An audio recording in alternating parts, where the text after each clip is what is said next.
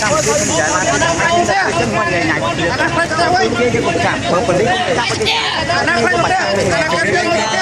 ចូលគុំអ្នកធានាកូនត្រូវហ្នឹងទៀតទៅក្រុមយុវជនស្អែកធ្វើមកក្រុមវាគុំហៅជីវរដ្ឋមកពួកអាកំសាន្តពួកអាខ្លាចទៅចង់ឲ្យដើម្បីលុយគេពួកឯងទៅទៀតទេអំពីការធ្វើបដកម្មរបស់យុវជនđây là nhà đó thì tiền group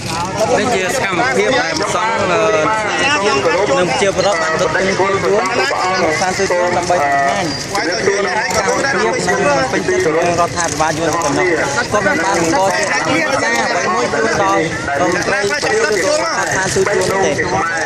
ការមកលើដីខ្មែរ